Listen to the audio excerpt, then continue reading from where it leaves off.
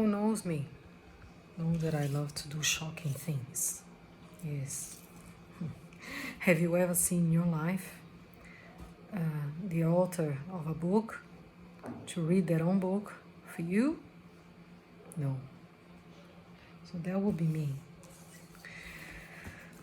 Along the years, I wrote some books, yeah? Not fiction stories. Oh, that is one that is a mix of a fiction with reality. But it was biographies, yes? It was this one was the first one, was the experience I had in Dubai, yeah?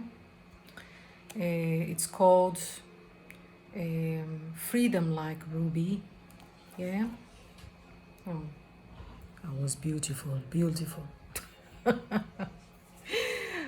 So I decided to read them all in different days, yeah? But will be one chapter a day for you. So that one was the first. The second one, I don't like this one much, but I'll read for you. Because the story was not what I thought it was, but the context is valid. And that's about waiting, okay? So I'll leave this one to the end, for the end. But I don't like much. I don't like this one. The third one. Oh, the third one was a fiction with reality. Yes, was a platonic love I had. Yes, I fell in love with a guy that didn't love me, as always. And but I used that rejection to talk about real love. Yeah, why we cannot find much real love these days.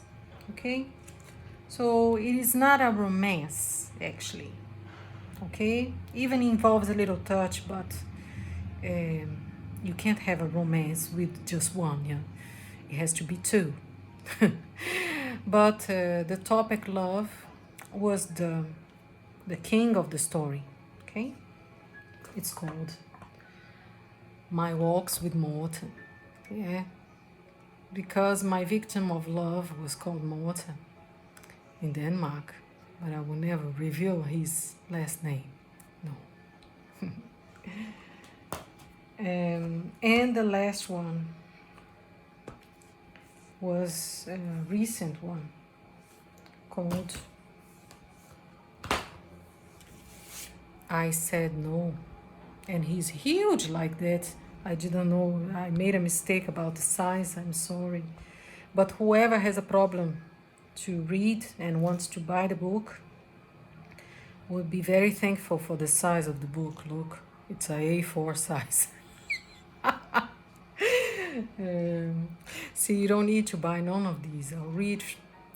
You just buy if you miss me and you want to look at me in the eye in the night. So let's start. The journey will be this one tonight. Yeah? Only one chapter.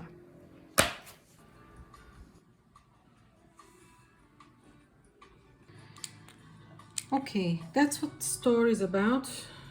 It's about loss of custody of my children. If I tell you in the book what is the motive, that's what gave the story. So I'll read for you.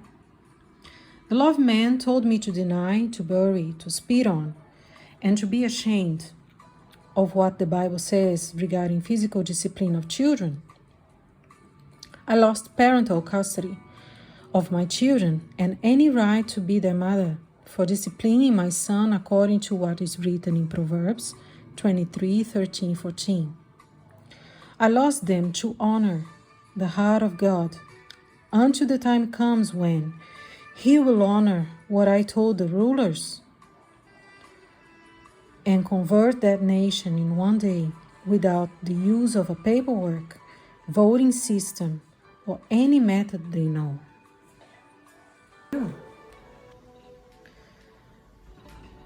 So I'll read the introduction and one chapter tonight. Introduction. The presentation of a book is crucial. It works as an invitation to hear a story that might bring a benefit to whoever decides to hear it. And if I tell you that I still do not know what the end will bring, things have happened and still are happening, and it seems that what truly matters have not happened yet. Would you still be interested in hearing more? Hope so. This little book are records of the most painful results I gained by saying the word no to a crowd that are considered important by society. People proud for receiving the right to use commas, a full stop, exclamation in the lives of many. This little word no carried much more in meaning than its only 2 letters. It's an uncommon word told to authorities that are often hearers of a yes, we agree, we obey, we follow it. This word sounded to them as a form of an abuse, an offense, because it worked as if I held a mirror reflecting the brightest light against their eyes. And they felt it worse, for who was reflecting that? A house mother, not a minister, a president, or someone they would desire to incline their ears to hear. After 3 years, if I stood before these people, would I change my answer, even after receiving so much pain and suffering for it? My answer is no. I would not change any word or any action, or I would be saying the wrong thing to the right one, who is God. The first chapter is called A Phone Call, is when everything started, the big nightmare. And it has a photo of a building that I used to live with my kids. A phone call. That's the chapter 1. Skive, a charming city in Denmark, in the middle of May 2022, received sunny days with a fresh and beautiful weather. It's something that any busy single mother would appreciate. At one of those days, I was happy after a long time being oppressed by various circumstances brought to my life by people that hated me without a cause for being a new address with my children, who I took care as a single mom for 7 years. That happiness happened so fast and endured for such little time that leaves me no doubts that I experienced a possible test from heaven.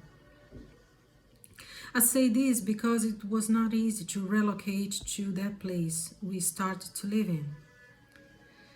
And I received unusual favors to move in with the children, orchestrated by events that for me it was clear that I received help from God, or I could not make it. He gave it, and in a blink of an eye, I felt as if he stood watching if I would allow him to take everything away. I left my children in the morning at 2 different institutions known as school and kindergarten around 7:30 a.m.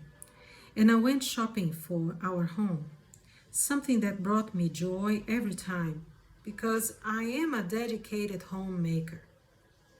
I like to organize, to clean, to design, and plan every detail in administration of a home. As soon as I arrived at our rented beautiful apartment, I received a phone call from the city hall saying, "I'm ringing regarding your son. We need to talk because we received a letter from his kindergarten saying that he gets hit at home."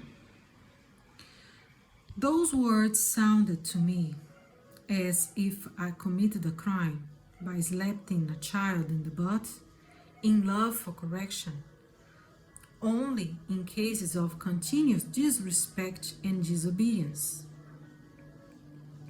The city hall lady knew exactly my viewpoint, offering me a course, a kind of training for dealing with those situations without using any kind of physical correction.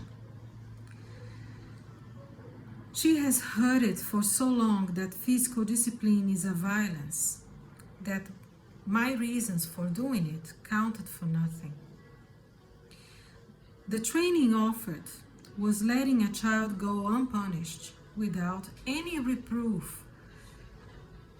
Sounded to me as the wrongest way to go, and a big offense to a standard to follow shown in the Bible.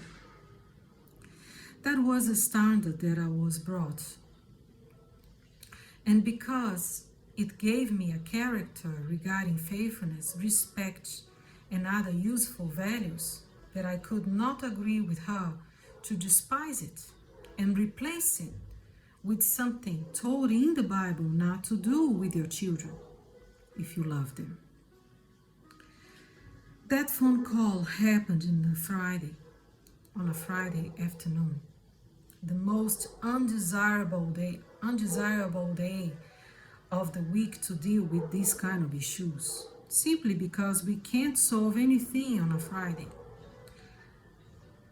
The open problems ruins your whole weekend. She said that we would talk better on the coming week personally, and wished me something that she did not really meant. Have a good weekend. And she closed the phone. When she closed the phone, I looked at my Bible and I said to myself, I can and I will defeat a law of any nation with this, using only this.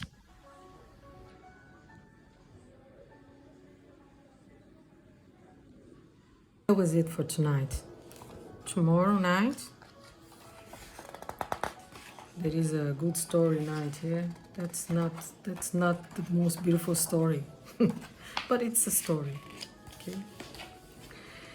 Tomorrow I'll read for you the second chapter that is called "They Are Too Quiet."